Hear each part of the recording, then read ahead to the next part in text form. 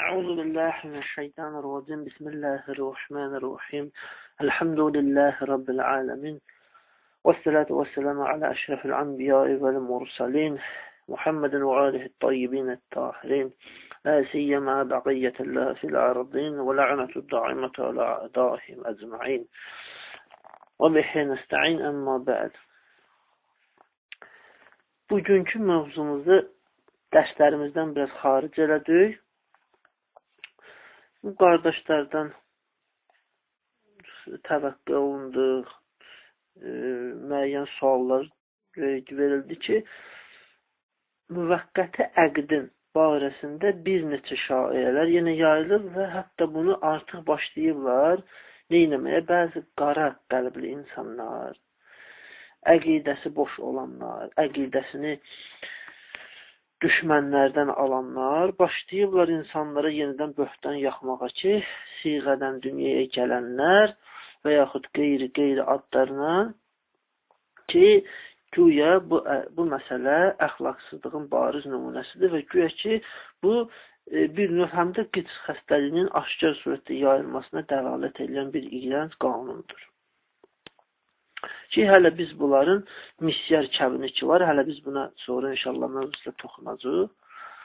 Ki, istədik bu mövzuya giriş verək, başlıq kimi biraz toxunaq, sonra inşallah gələn mövzuda bunu ətraflı yenə digər, istər əhl-i sünnə olsun, istər əhl-i şiənin, yəni istər əhl-i təşəyyünün, ya əhl-i təsənnünün mənbələrindən, ammının, xassın mənbələrindən bunları çıxardacaq ki, həqiqətən belə bir şey varmı, ya bu həqiqətən bidətdir və yaxud əxlaqsızlıqdır. Bütün İslam üləmaları etiqad edir ki, müvəqqəti əqd Peyğəmbər səlavatıllahı mübarək ömrünün bütün dövrlərində qanuni, şəri bir hökm olur. Amma bir qrupda deyir ki, ikinci xəlifənin dövründə də olub, onun tərəfindən qadağan olunub. Bir qrupda deyir ki, Peyğəmbər səlavatıllahın sağlığında onun öz tərəfindən haram edilib. Biz Əhl-i Beyt əleyhissalam ardıcılları da hamılıqla etiqad edirik ki, yəni bu hökm heç vaxt qadağan edilmir, öz qüvvəsində qalıb. Əlbəttə, müəyyən şərtlər daxilində. Bu, öz yerində. Bu əqidədə əhl-i sünnənin az bir qrupu bizimlə müvafiq, əksəriyyətdə müxalifdir. Onlar həmişə bu məsələ barədə irad tuturlar. Amma nəyin ki, burada irada yeri yoxdur, üstəlik bir çox ictimai problemlərin həll olunması üçün güclü bir variant, gözəl bir həll yoludur. Ona görə də diqqət eləmək lazımdır. Nəyin ki, kimsə çıxıb orada desin ki, siğədən dünyaya gələnlər hətta bu şəxs ki, bir işçi olsun, bir millət vəkili seçir, millətin vəkili çıxıb kiməsə təhqirlə danışır, heç özü bilmir ki, bu Sovetin zaqsı ilə evlənib ya yox, heç bunun əqdi varmı yoxsa yoxdur, özü ümumiyyətlə zinə eləyib ya eləməyib, bunun öz toxumu düzgün qoyulub ya qoyulmayıb. Və yaxud da çıxıb efirdə nalayiq sözlər deyilir, o şəxslər ki, vəhhabiləri, İslamın ən bariz, ən mundar düşmənlərini təqdim edirlər cəmaatlara, elə onların tərəfindən durub, ağızlarına gələni elmsiz, düşüncəsiz, qabiliyyətsiz, əxlaqsız formada insanlara çatdırırlar. Burada çox şərt saymaq olar ki, əsasən bir çox ictimai problemlərin həlli deyəndə nəyi həll edə bilər? Cəmaatın çoxu, xüsusilə cavanlarımız, daimi əqdlə evlənə bilmir. Bu aşkar bir məsələ. Çünki daimi nikah müəyyən müqəddimələrə, xərclərə, müxtəlif məsuliyyətin qəbul edilməsinə bağlıdır. Onun üçün də hazırlıq işləri müəyyən qruplar üçün müəssər deyil. Neynəməlidir? Gənc gedib zina etməlidir, kiminsə xanımını əxlaqsızlığa çəkməlidir, kiminsə anasına, bacısına, ailəsinə şəhvət gözü ilə, nalayiq baxışlarla, əxlaqsız hisslərlə yanaşmalıdır. Məgər bunu onlar qəbul edərmi? Ki, bugün Azərbaycanda fəsadlar baş versin, necə ki, istəyirlər eləsinlər. Cavanların çoxu, xüsusilə bizim əsrimizdə, təhsil dövrünü keçirməkdə olan cavanlar daimi nikahlı evlənməyə qadir deyil. Çünki nə onların iş peşəsi var, nə də münasib bir məskəni var. Nə də xərcləri. Onlar ki, nikah mərasimlərini nə qədər sadə bərqərar etməyə çalışsalar belə, yenə də lazım vasitələr tədarük edə bilmirlər. Müəyyən şəxslər də evlənir, lakin xarici ölkələrə səfərə çıxır.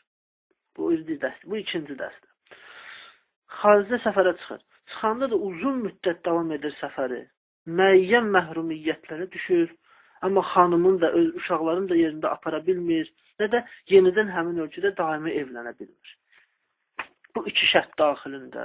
Bəzən görürsən ki, bəzi qadınlar müxtəlif xəstəlik və sair problemlər üzündən öz həyat yoldaşlarının da müəyyən ehtiyaclarını təmin etməyə qadir. İstər maddi, istər mənəvi. Əskəri xidmətdə olanlar, sərhədlərin qorunması üçün çalışanlar, uzun müddətli ezamiyyətlərdə olan, nəticədə öz ailələrindən uzaq düşənlər cinsi problemlərlə də qarşılaşırlar. Ki, necə ki, biz Peyğəmbər Səlavatıllahın dövründə də İslam əskərləri üçün bu kimi problemlərin qarşıya çıxdığını görürük. Bariz nümunələri var bunun. Nəticəsində də müvəqqəti nikahın qanun şəkildə salınmasını görürük. Bəzən qadın hamiləlik dövrü olur və onun da xüsusi şərtləri olduğundan kişi öz hamilə qadını cinsi əlaqəyə girə bilməz. Və bir çox hallarda cavan olduğuna görə də məhrumiyyət müşkilləri qabağa çıxır. Bu kimi ictimai problemlər və zərurətlər daim olub olacaqdır. Heç də Peyğəmbər Səllallahu dövrünə məxsus deyil. Deməsinlər ki, o dövrə aiddir. Elə bizim əsrimizdə də cinsi təhrikin müxtəlif amillərinə diqqət yetirməkdə bu problemlər daha da şiddətlənib. Bu kimi hallarda kişilər iki yol ayrıcında qərar tuturlar. Ya Allah eləməmiş zina kimi çirkin və iffətə zidd olan əməlləri qurşanmalıdırlar, ya da sadə nikah yolu müvəqqəti əqddən istifadə etməlidirlər. Halbuki daimi nikahın çətinlikləri onda yoxdur və insanın cinsi ehtiyaclarını müvəqqəti olaraq təmin edə bilir. Bir şərtlərinə toxunacaq. Elə bilməsinlər ki, elə bunları deyir, orasını burasını kəsib nəsə qoysunlar. Əgər insanın kişiliyi varsa, qeyrəti, iffəti varsa, oturar, insan kimi dəlillə, sübutla aşkar büruzə verər bunlar əqidəsini. Zahidlik yolunu seçib hər ikisinə göz yummaq yaxşı təklifdir. Deyə bilərlər ki, bir insan ibadətə qurşansın, bu işlərdən əl çəksin. Lakin çoxları üçün əməldə qeyri-mümkündür. Və heç olmazsa bəziləri üçün də xəyali bir işdir bunlar. Yəni, hamı bunu bacarmır. Bunlar deyir, misyar kəbini. Yaxşı, bir dəstə var ki, onların tərəfini tuturlar, müvəqqəti əqdi, mutənib istəyirlər. Yaxşı, bunları misyar kəbini dillərinə gətirmirlər. Niyə biri çıxıb demir ki, misyardan doğulan? Niyə demir? Qəribədir ki, hətta müvəqqəti nikahı inkar edənlər, hətta cavanların da özü, digər məhrum siniflərin təsir altında olduqları zaman tədrici olaraq müvəqqəti nikaha oxşar olan bir nikaha razılıq verir və onu misyar nikah adlandırırlar. Adını müvəqqəti nikah qoymasalar da əməldə bu ikisi arasında heç bir fərq olmur. O da belədir ki, nikaha ehtiyacı olan bir şəxsin müəyyən bir qadınla daimə bağlamasına icazə verir. Halbuki məqsədi qısa müddətdən sonra talaq verməkdir. Əvvəlcədən də şərtləşirlər ki, qadının nə nəfəqə haqqı olsun, nə gecə bir yerdə yatmaq haqqı olsun. Daimə qıtdanmı bu vacibdir, nə də irs aparmaq haqqı olsun. Yəni, dəqiq şəkildə müvəqqəti nikah kimidir, yalnız bir fərqlə ki, burada bir-birindən talaqla ayrılır. Müvəqqəti nikah desə, müddətin bağışlanması və ya sona çatması ilə ayrılıq olur. Hər ikisində də əvvəlcədən məhdud və müəyyən müddət ərzində nikah bağlayacaqlar nəzərdə tutulur. Deyir ki, əxlaqsızlıqdır. Sən bunu bir saatlıq müvəqqət əqdə salırsan. Ay, yaxşı gəlib kiminsə qohumunu bir daimi əqdlə alıb bir saatdan sonra talaqla boşasa necə olacaq? Əxlaqsızlığın problemi yox. Verilən hökmün, verilən qanunun özünə baxmaq lazımdır. İcraçılığına yox, icrasında ola bilsin, adam səhv eləsin. Daimi evlənmək pis deyil. Amma 3 gündən birini daimi əqdinə alıb biri 3 gündən sonra istifadə edib çölə tullaya bilər talaqla. Bu da olar əxlaqsızlıq. Onda daimi evlənmək olmasın. Yığışdıraq bunu, cəmaət evlənməsin əxlaqsızlığıdır. Məgər o qədər var ki, ailələr dağılır. Deməkdir ki, qanunda problem var, xeyr. İcra eləyəndə problem var. Daha qəribəsi budur ki, son zamanlar nikah məsələsində çətinliyə düşən və ruhi xəstəlikdə, gərginlikdə olan sünni cavanlarından bəziləri internet vasitəsilə bizim ülamalarla da əlaqə yaradıb deyirlər ki, biz müvəqqəti nikah məsələsində şia alimlərin fətvasına tabi olmaq istəyirik. Bunun eybi olar. Ülamalar deyib, heç bir eybi olmaz. Heç biri də yoxdur. Bunu heç işıqlandırmırlar. Onlar ki, müvəqqəti nikahı inkar edir, lakin misyar nikahını üz gətirirlər. Mutədin adını gətirmədən özünə əməl edirlər. Bəli, zərurətlər nə vaxtsa insanı adını dilə gətirməsə belə həqiqətləri qəbul etməyi vadar edir. Buradan da belə nəticə alırıq ki, müvəqqəti nikahla müxalifətə israr edənlər ya bilərəkdən, ya da bilməyə fahişəlik üçün yol açırlar. Amma əgər ona oxşar olan misyar nikahını təşviq eləsələr, onda ayrı məsələ. Məhz həmin səbəbə görə Əhl-i Beyt əleyhissalam rəvayətlərində qeyd olundu ki, əgər İslamdakı müvəqqəti nikah ilə müxalif olmasaydılar, heç kəs zinaya aludə olmazdı. İmam Sadiq əleyhissalamın hədisidir. Vəsaül-i Şiyyə kitabının 14-cü cildin səhifə 440-da İmam buyurur ki, Ləvlə mə nəhə ənhə Ömərun məzinə illə şaqiyyum. Əgər deyir Ömər mutəni qadağan etməsəydi, bədbəxtlərdən başqa heç kəs zina eləməzdi. İndi baxın da, görün kiminlə kimdə nə qədər dağ fərq var. Sünnilərin hədis kitablarında da qeyd olunur ki, Əmir əl-Mömin Əli ibn Əbi Talib əleyhissalam buyurur. Əgər Ömər mutəni qadağan etməsəydi, bədbəxtlərdən başqa heç kim zina eləməzdi. Müraciət edə bilərsiniz. Təfsiri Təbərinin 5-ci cildi səhifə 119. Əd-Durrul Mənsir Cəlaləddin Suyutinin təfsiri 2-ci cild səhifə 140-a, Təfsiri Qurtubiyyə cild 5 səhifə 130-a müraciət edib bunlara baxa bilərsiniz. Məhrumların gerçək ehtiyaclarını təmin etmək kimi zərurətlər üçün nəzərdə tutulmuş olan müvəqqəti nikahdan sui-istifadə edən, onu nəzərlərdə çirkin cilvələndirən, onları şəhvət pərəstlik vasitəsi hesab edənlər də İslam cəmiyyətinin zinaya qoşulması üçün yol açırlar. Onlar bu günaha aludə olanların günahında şərikdirlər. Çünki əməldə müvəqqəti nikahdan düzgün istifadə olunmasına mane olurlar. Hər bir halda insanın fitrəti ilə tam müvafiq olan insanların həqiqi ehtiyaclarının hamısını nəzərdə tutan İslam dininin müvəqqəti nikahı öz həyatı proqramlarında yerləşdirməməsi mümkün deyil. Sonradan görəcəyimiz kimi ki, indi biz toxunacaq ona, müvəqqəti nikahın hökmü həm Qur'an-ı Kərimdə, həm də Peyğəmbər sallallahu rəvayətlərində gəlib. Səhabələrin bir qrupu onu eləyib. Bəziləri bu İslam hökmünün nəsx olunmasını, yəni qüvvədən düşməsini iddia edib ki, onların bu barədəki dəlillərinin qənaət bəxş olmadığını görəcəyik. İnşallah ki, bunu davamlı olaraq deyəcəyik. Müvəqqəti əqdin nə olmasına baxır əvvəlcə ki, görək bu nədir? Çünki bir şeyin tərkibini, mahiyyətini, məhvərini anlamadan onun haqqında danışmaq düz olmaz. İslam hökmlərindən tam agahlığı olmayan bəzi nadanlar müvəqqəti nikah barəsində çox çirkin bir mənzərə yaradıblar və indi də yaratmaqdırlar. Belə adamlar onu cinsi azadlıq, cinsi məsələlərə laqeydlik, fəhşə və ya münkərin rəsmiyyətlə tanınması kimi işlərlə bir səviyyədə qələmə verir. Əgər bu kimi insanların hamısı avam xalq kütlələri olsaydı, yenə də eyb olmazdı. Lakin insan təəssüf edir ki, bəzən görürsən elm əhli də var. Bəzən görürsən müəyyən məzhəb sahibi də var.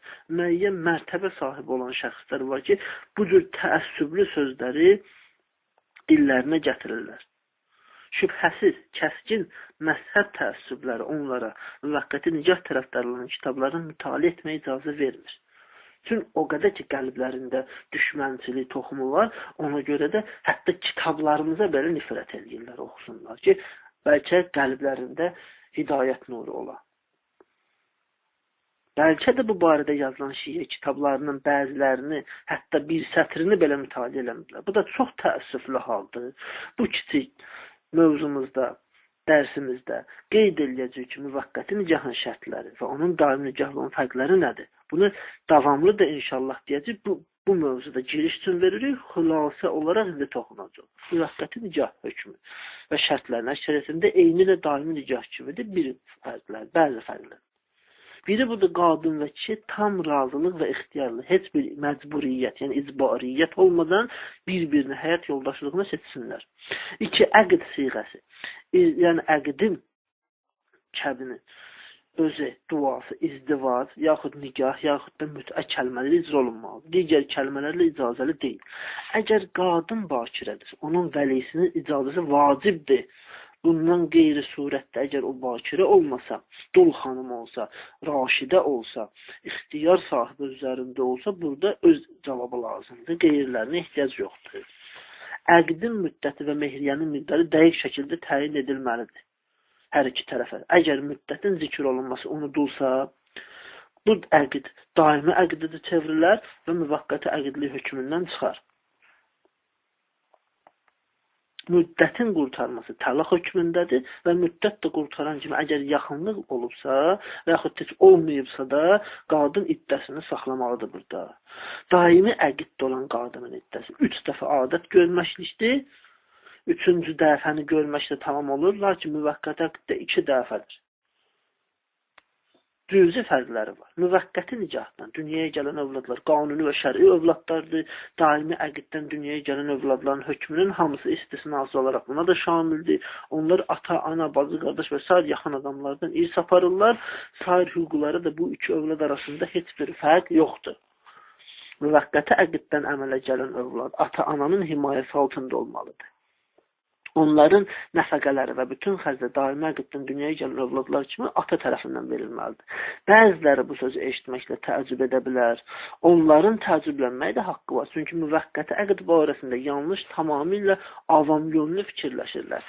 Bəlkə də onlar bir növ qaçaq evlənmə, şəri qanun dairəsindən xaricdə və bir sözlə zinaya oxşar bir işə hesab edə bilərlər. Halbuki əsla belə deyil. Amma bu iki növ əqddə ər və arvad baxımından müəyyən fərqlər var.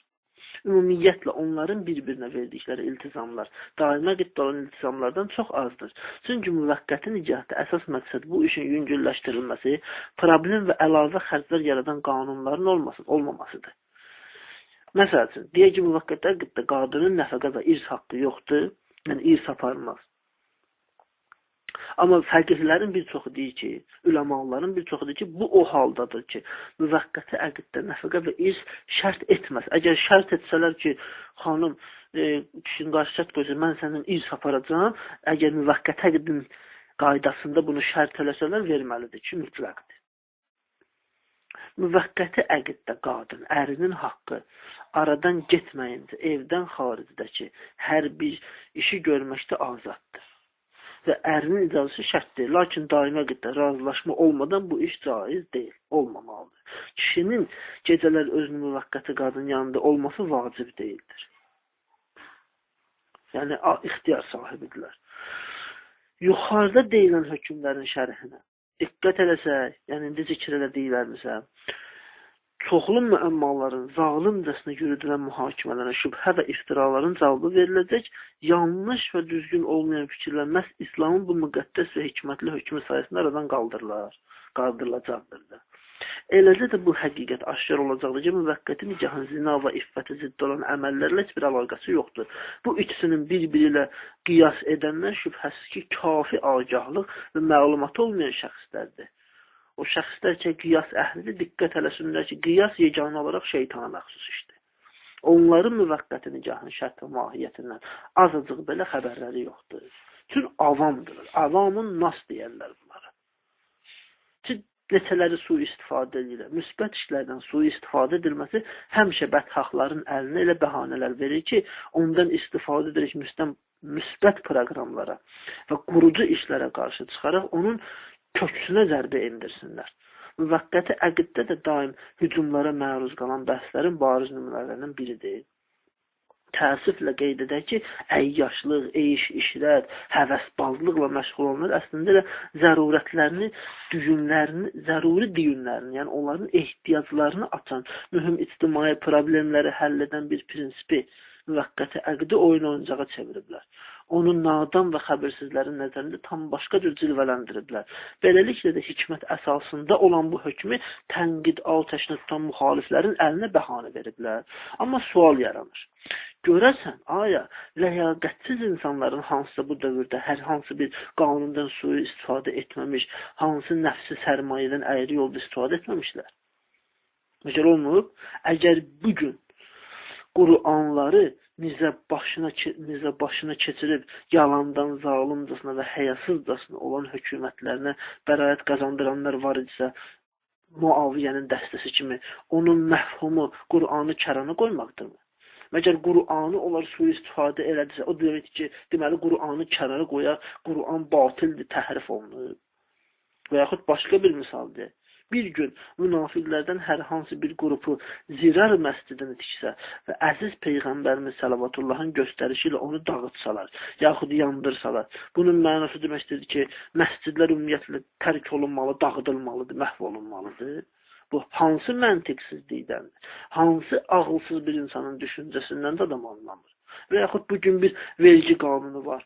Vergi məcəlləsindən kimsə sui-istifadə edib, artıqlaması ilə pul alarsa və dövlət də onu cəzalandıranda nəyə görə cəzalandıracaq? Qanunu aradan atarmı ki, həmin o sui-istifadə edən özünü cəzalandırır? Axı, bu necə məntiqsizlikdir ki, bu cürünə irad tutasınız siz? Biz etiraf etməliyik ki, bəzilər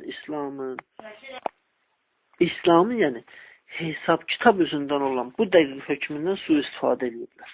Amma bir qrup namaz qılmayan adamın xatirinə məscidin qapısını bağlamaq olmaz. Bu kimi hallardan sui-istifadə yolunu əyyaşların üzünə bağlamaq müvəqqəti əqd üçün düzgün proqramlar qurmaq lazımdır.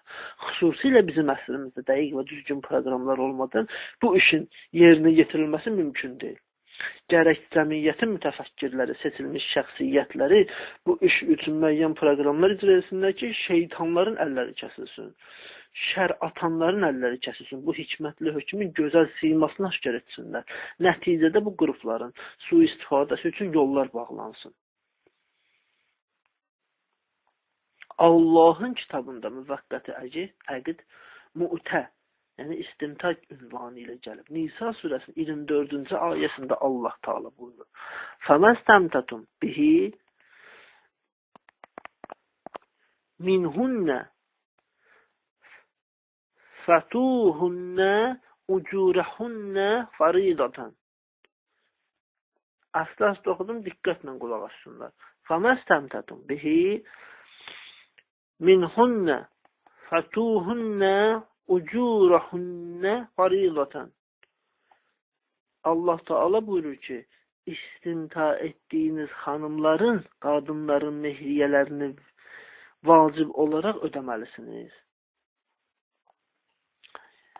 Bu mübarək ayədəki gəlir istimta kəlməsi, həmin bu istimtanın lüğəti mənası ərəb ədəbiyyatında sözlərin biri var lüğəti mənası, bir var istilahi mənası. Lüğəti mənada istifadə etməkdir. Əgər desək ki, istifadə etdiyiniz qadınların mehriyələrini vermək vacibdir, onda belə çıxır ki, biz hər dəfə daimə qiddə xanımımızdan istifadə edərkən ona hər dəfə ödəniş eləməliyik. Bu, belə bir hökm yoxdur İslamda. Həmin bu istimtanın istilahi mənası mu'tədir. Mu'tə etdiyiniz qadınların mehriyələrini vermək vacibdir bizlərə, Allah buyurur. Peyğəmbər Səlavatıllahdan nəql olunan çoxlu rəvayətlərdə mu'tə müvəqqəti nikah mənasında qeyd olunur. Bundan əlavə, İslam ulamalarının kitablarında istər şiəsi, istər əhl-i sünnəsi hər yerdə müvəqqəti nikah mutə kimi təbir olunur. Bu mətləbin inkar olunması da İslamın danılmaz zəruri hökmlərinin inkar olunması qəblindəndir. Bununla belə, bəzilər israr edir ki, ayədəki istimta sözünü ləzzət almaq və yaxınlıq etmək kimi mənalandırırlar. Onlar deyirlər ki, ayənin məfhumdadır ki, qadınlarınızdan cinsi bəhr aldığınız zaman onların mehriyəsini verin. Necə ki, indi əvvəldə mən qısaca toxundum. Yəni, bunlar bu cür deyir. Bunun da iradları var. Əgər deyək belə, mehriyənin verilməsinin vacibdir, əqdin tələbinə əsasəndir. Yəni, əqd hasil olan kimi qadın öz mehriyəsinin hamısını tələb edə bilər. Hətta duxul hasil olmasa da, eləcə də müalibə əncam verilməmiş olsa belə. Əgər duxuldan qabaq tələq baş versə, mehriyənin yarısı verilməlidir. Və dediyimiz kimi, mutə kəlməsi həm şəriətdə, həm sünnə, həm şiə fəqihlərinin kəlamında, eləcə də rəvayətlərin dilində müvəqqəti əqd mənasında gəlib ki, onun da mənbələri çoxdur və biz bəzilərinə toxunacağıq. Və bunu da əvvələ qayıdaq. Əgər ki, fəməstəmtətun kəlməsini ləzzət aparmaq mənasında anlasaq, o zaman bu kəlmənin ayədə cavabı fəatuhunnə ucurəhunnə olmalıdır. Yəni, mehriyə və ücrətlərini verin. Fəməstəmtətun kəlməsinə bağlı olmalıdır. Yəni. Bu isə anlamsızdır. Ayədə də dəlil budur ki, Allah mehriyənin verilməsinin vacibliyini istimtada qoyub. Yəni, fəməstəmtətunda qoyub. Yəni, mu'tədə qoyub. İstər ləzzət alınsın, istər alınmasın, mehriyə vacibdir. Allah Taala bunu qoyur. Yəni mehriyə əqdlə bağlanır. Yaxınlıq və qeyri-yaxınlıq da yox. Bütün biz indi bunun mənalarına toxunacaq ki, bunlar rəvayətlərdə necə gəlibdir. Məşhur müfəssir, mərhum Təbərsi Məcmuəl Bəyan əsərində bu ayənin təfsirində buyurur ki, iki nəzəriyyə var. Birinci nəzəriyyə bu ayədəki istimtan, ləzzət almaq kimi təfsir edənlər var. Bundan sonra səhabə tabiin və bu kimi şəxslərdən olan bir qrup sayır bunu deyir. Bu ayədə məqsədi mu'tə əqd və məqsədi əqd olduğunu deyən ikinci qrup İbn Abbas, İbn Səd, İbn Məsud və tabiindən olan bir qrupun nəzəriyyəsidir. Sonra davamında ağa buyurur. İkinci nəzəriyyənin düzlüyü tamamilə aşkar. Çünki mu'tə və istimta kəlmələri şəriət ürfündə müvəqqəti nicaha işarədir. Bundan əlavə, daimi əqiddə qadınların mehriyəsinin vacib olması onlardan ləzzət almaqla şərtlənir. İstər müvəqqəti əqiddə də bu cürdür. Qurtubi özü təfsiri Qurtubidə cild 5 səhifə 120-də, həmçinin Fəthul Qadr əsəri cild 1 səhifə 449-da qeyd edir ki, cumhurun, yəni əhl-i-sünnə alimlərin əqidəsinə əsasən bu ayədən məqsəd müvəqqəti əqiddir ki, İslamın əvvəllərində olub. Siyuti Əd-Durrul Mənsur əsərində Əbu Həyyan İbn Kəsir və Səələbi də öz təfsirlərində məhz bu mənanı qeyd edirlər. Hər iki tərəfin ulamaları danılmaz bir məsələdir ki, ikisinin də arasında danılmaz bir məsələdir ki, müvəqqəti nikah Peyğəmbər sallallahu dövründə mövcud idi, lakin sünni fəqihlərindən böyük bir qrupu inanır ki, bu hökm sonradan qüvvədən sağlanıb nəsx olunur. İndi bidət deyənlərə elə bir qırağa qoyuruq, ha. Amma nəsx olunmanın vaxtına gəldikdə onların arasında nəzərə çarpacaq dərəcədə kəskin ixtilaf var. Məşhur alim Nəvəvi Sahih-i Müslimə yazdığı şərhindəki nəzəriyyəsini deyir ki, bir neçə nəzər qeyd edilir. Birinci, bəziləri deyib ki, Xeybər qəzvəsində əvvəlcə halal olub, sonra qadağan olub. İkinci nəzər var ki, yalnız Umrətul Qəzada halal olub. Üçüncü nəzər var, Məkkənin fəthindən əvvəl halal, sonra isə haram olub. Dördüncü nəzər Təbuq qəzvində, Hicrətin 9-cu ilində olub bu Təbuq adı, qadağan olub. İslamda ilk terrorda məhz bu Təbuqdan olub. Beşinci, yalnız Oftaz müharibəsində, Hicrətin 8-ci ilinə bu işə icazə verilir. Altıncı nəzər Hüccətül Vidada, Hicrətin 10-cu ilində halal olunub. Bu da həmin Nəvəvinin Sahih-i Müslimə yazdığı şərh cild 9 səhifə 191-də ta 195-ə kimi bunu izah edir və neçələri nəzər gətirir. Xüsusi olaraq ammılarına, əhl-i sünnə alimlərinin öz nəzəridir. 6 dənə yerə bölünür, özləri. Hələ biz qarışmırıq. Bu bir cəhətin öz dəstəsidir ki, öz içində ixtilafa qaildirlər. Maraqlıdır ki, bu zəmində çoxlu rəvayətlər nəql olunur, xüsusilə onun Xeybərdə və Hüccətül Vidada qadağan olunması məşhur bir nəzərdir. Sünni fəqihlərindən bir qrupu bu iki rəvayət arasında təzədə aradan qaldırmaq üçün çox zəhmətlərə düşüb. Nasibilər çox zəhmətə düşüb. Vəhhabilər, bugünün vəhhabiləri ki var, 18-ci deyərəm, onlar da çox zəhmətə düşüblər. Amma münasib bir çıxış yolu göstərə bilmiblər hələ də. Bundan da qəribəsini Şafii deyir. Şafii'dən Əl-Muğni əsərinin müəllifi İbn Qudamə cildin 7-ci cild səhifə 572-də qeyd edir. Deyir: "La i'ləmə şi'a əhlul Allah'a summa haramuha summa ahluhu summa haramuha illa mu'ta'atan."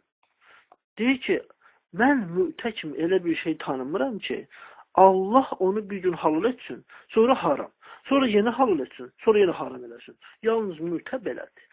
Çox qəribə cavabdır. Allah elə bir şeydir halal, haram. Allah oyun oynamır. Allahın gətirdiyi şəriət halalları qiyamətəcən halal, haramları qiyamətəcən haramdır. Halbuki İbn Həcər Fəthül Bari əsərində cild 9 səhifə 138-də qeyd edilir ki, Suheyli deyir, Mu'tənin Xeybər qəzvində haram edilməsi elə bir məsələdir ki, tarix və xəbər ravilərindən heç biri onu nəql etməyiblər. Digər bir nəzər də var. Deyirlər ki, Mutə Peyğəmbər sallallahu dövründə mövcud idi. Sonralar Ömər, ikinci xəlifə onu qadağan edir. Əhl-i sünnə qardaşların nəzərində ən mötəbər hədis kitablarından biri olan Sahih-i Müslimdə, cild 4, səhifə 59-da, hədis 3307-də deyir. İbn Əbi Nəzrə dedi ki, Cabir İbn Əbdullah Ənsarinin yanındaydım. İbn Abbas və İbn Zübeyr qadınların mutəsi və həc mutəsi, yəni həcc-i təməttü deyərlər buna. Buna toxunacaq sonra. Bu arasında bir-biri ilə ixtilafa düçar olublar. Yəni həcc təməttü odur ki, ümrə ilə həcc arasında fasilə yaransın. İbn Zübeyr soruşur ki, sənin nəzərin nədir? O da deyir ki, biz Peyğəmbər sallallahu dövründə hər ikisini yerinə yetirirdik. Nəhayət Ömər onu qadağan etdi, biz də bu işi tərk etdik. Sahih-i Müslimdə mövcud olan belə bir aşkar dəlilin varlığı ilə belə Mutənin Peyğəmbər sallallahu dövründə qadağan edilməsini iddia etmək olarmı? Olar ya olmaz. Təbii olmaz. Yuxarıda şimdi dediği kəlamda, dediyimiz kəlamda çoxlu əhl-i sünnə müfəssirlərinin, mühəqqqiqlərinin, ulamaların öz kitablarında Cabir ibn Abdullah'dan nəql etdikləri ikinci xəlifənin sözlərini işarə vardır. Ki, Ömərin öz kəlmələridir ki, özü deyib bu sözləri, həmin o mənbələrdə onun sözləri keçir. Deyir, Ömər deyir ki, burada deyir, mut'atani kəəntə məşru'ətəynə fi əhd Rasulillah və ənə ənhəyə diqqət edir və ənə ənhə ənhümə mut'atul bəli əhəcci və mut'atun nisa. Nə deyir ki, deyir Peyğəmbər sallallahu dövründəki iki növ mutə var idi, icazəli idi, qanun idi ki, həc mutəsi ilə mu'tətud nisa, qadın mutəsi, deyir, mən onları qadağan edirəm. Ənə ənfə.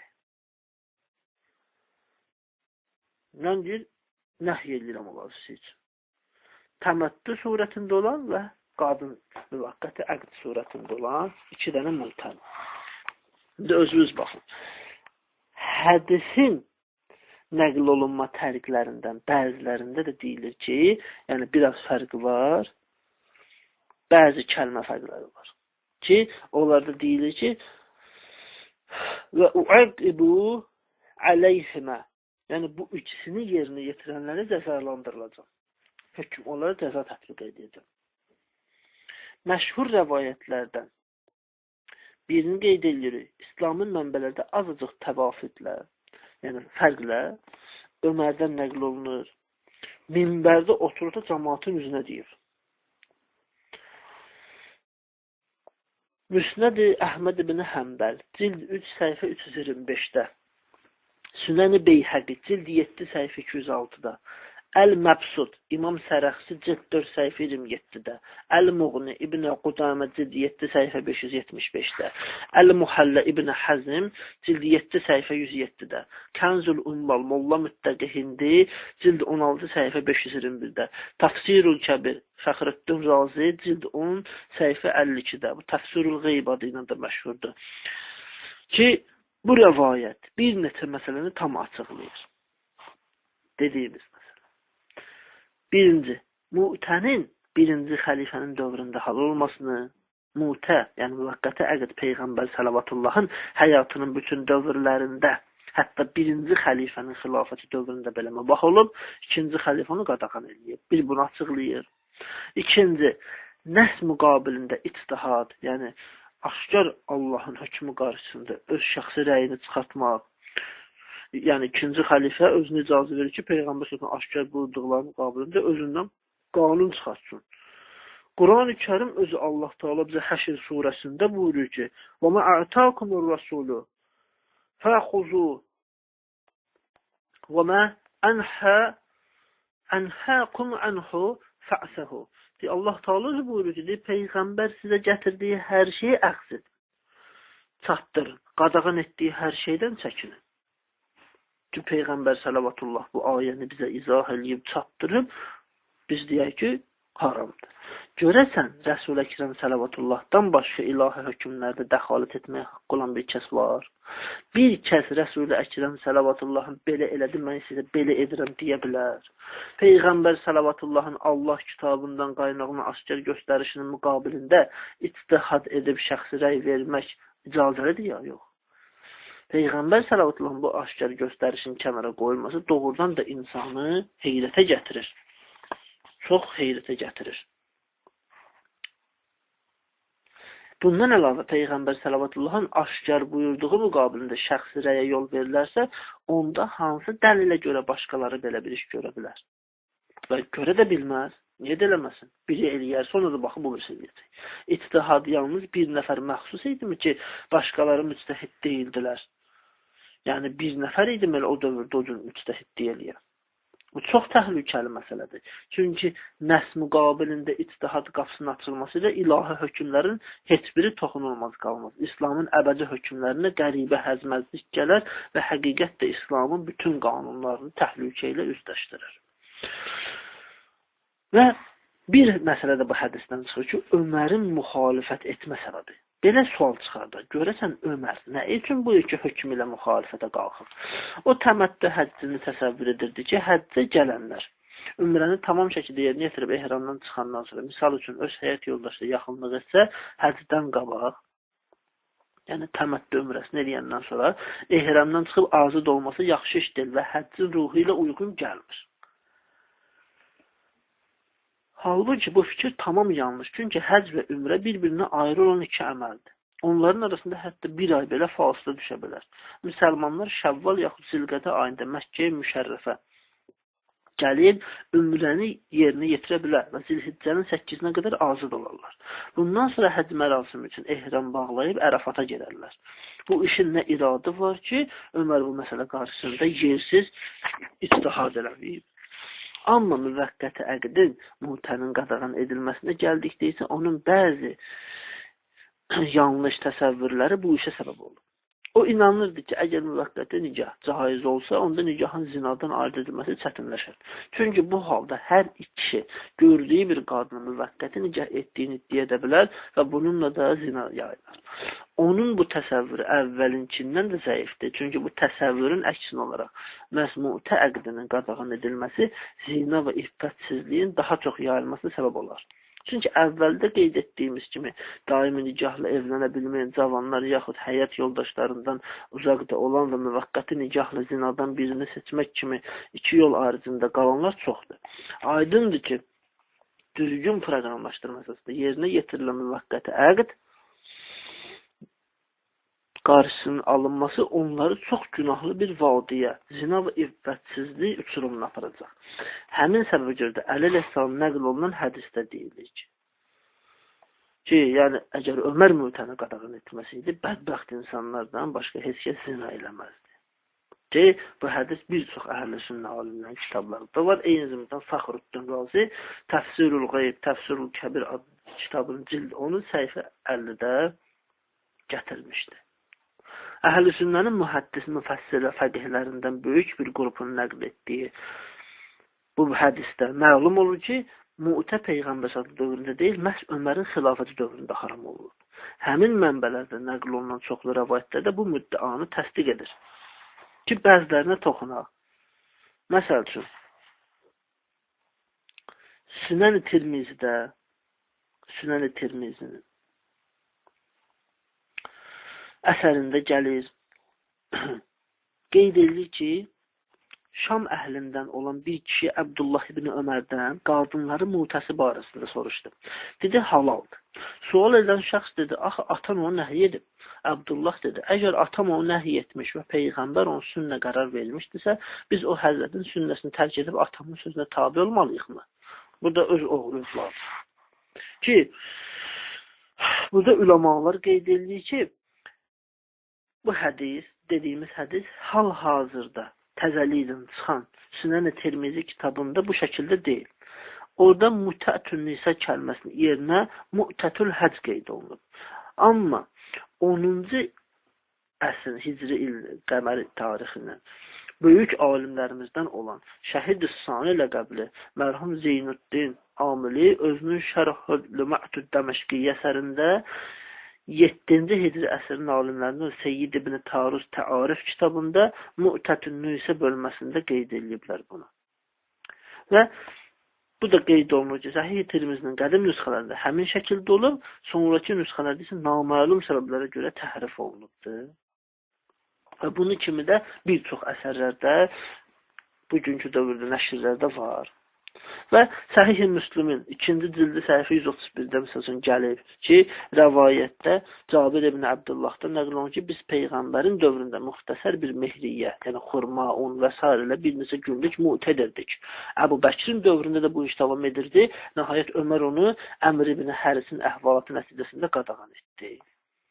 Və yaxud da yenə həmin eyni mənbədə, eyni kitabda misal üçün başqa hədis İbn Abbasdan, İbn Zübeyrin ixtilafı haqqında gəlib.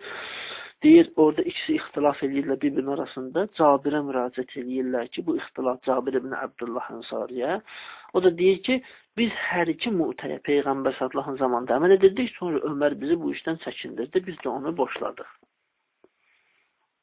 Və olsun ki, İbn Abbasın özü Hibrul ümmət deyiblər ona, ləqəb qoyublar. İslam ümmətinin mütəfəkkiri, Hibri, alimi ki, İbn Abbası belə ləqəb qoyublar. Həmin bu İbn Abbas mühitə hökmüdür. Peyğəmbər sallallahu dövründə, nə də ondan sonraki dövrlərdə heç vaxt nəsx olunmaması haqqında dəlil gətirir. Deyir ki, belə bir şey olmur.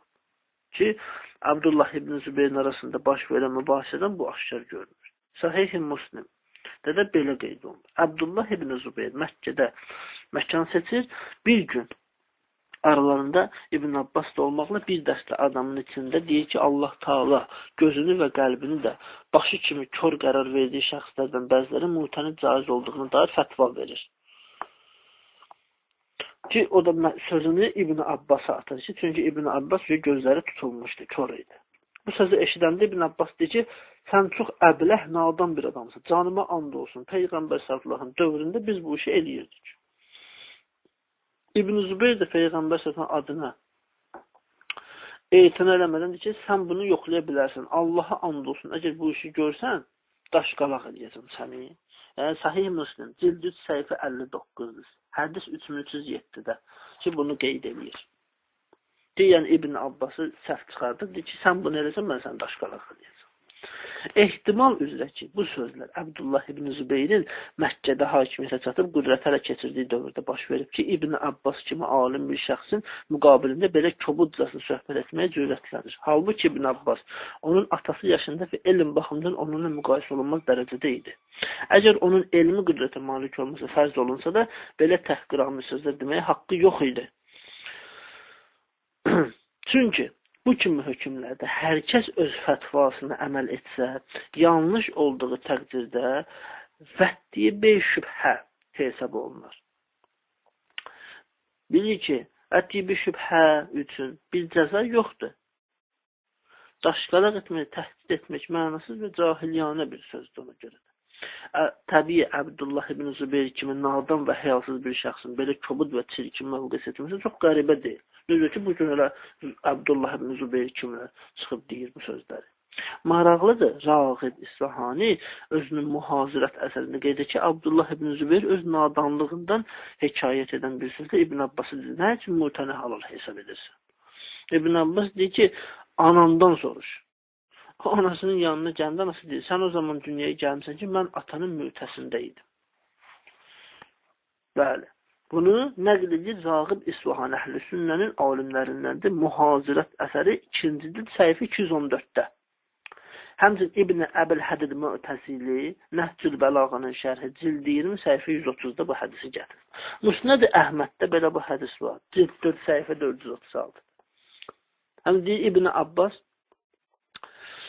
qeyd elədiyin deyir, həm də bir hədisdə gətirdiyi İbn Həsin deyir, Nutə ayəsi Allahın kitabında nazil oldu və biz ona əməl etdik. Onu nəsx edəcək bir ayə də Peyğəmbərə nazil olmadı və o həzrət dünyadan getdi. Və yaxud da ki, bu haqda nə qədər saymaq olar. Və Bu rəvayətlərin bəzilərində qeyd olunur ki, Mu'tənin qadağan olması Xeybər müharibəsində baş verib, necə ki, əvvəldə birincisində toxunduq. Bəzilərində deyilir ki, Peyğəmbər s.ə.v fəth ilində Mu'təyə icazə verdi, qısa müddətdən sonra da onu qadağan etdi. Digər rəvayətlərdə qeyd olunur ki, Oftas qəzvində Məkkənin fəthindən sonra Həvazin məntəqəsində Mu'təyə icazə verildi, sonra qadağan edildi.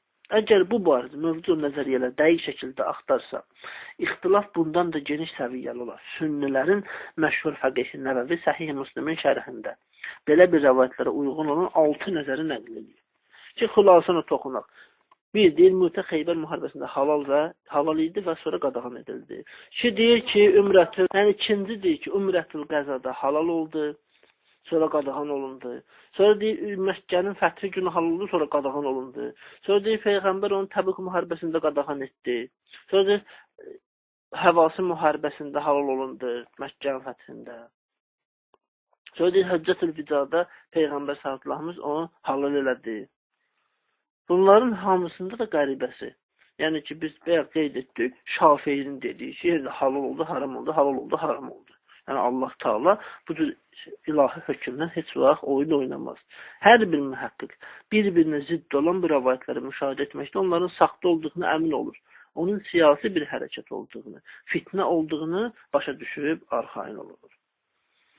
Bu kimi ziddiyyətlər, nəzəriyyələr hər kəsi dərin mütaliə təhqiqata vadar edir.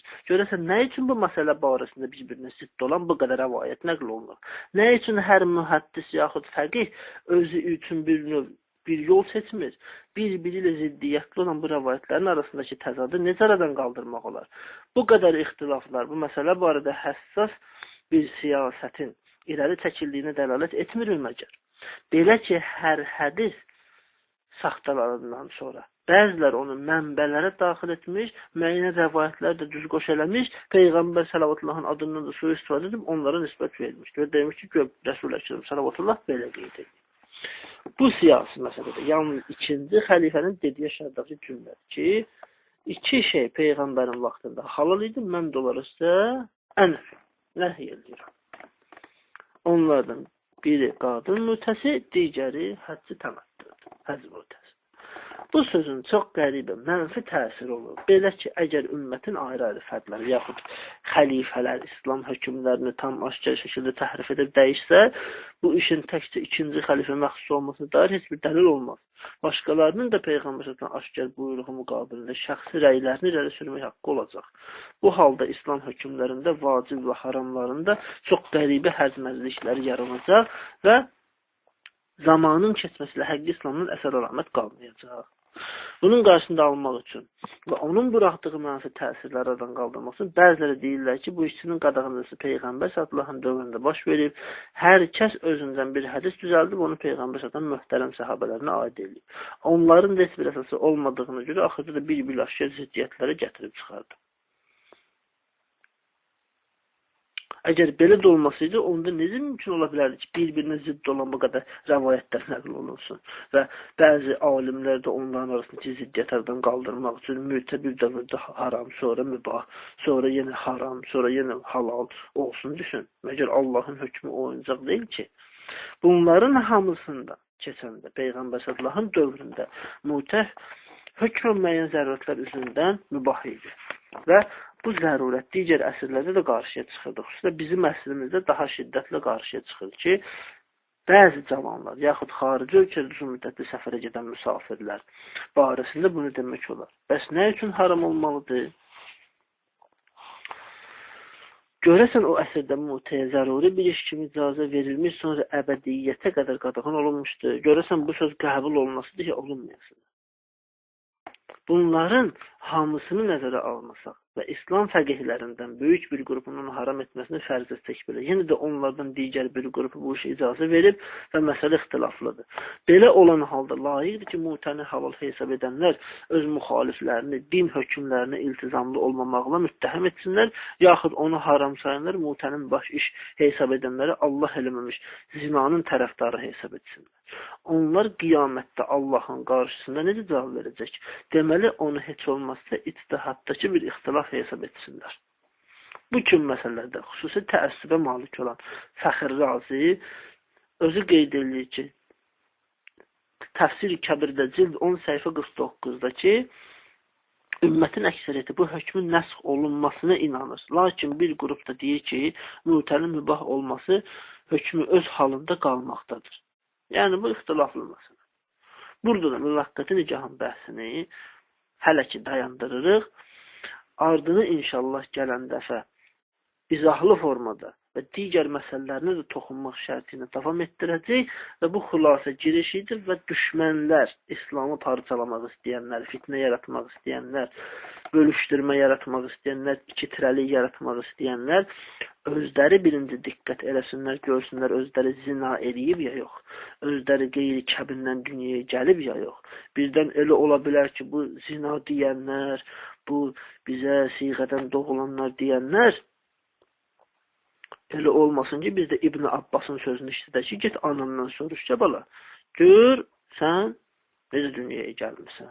Vəlhamdülillah Rabbil aləm.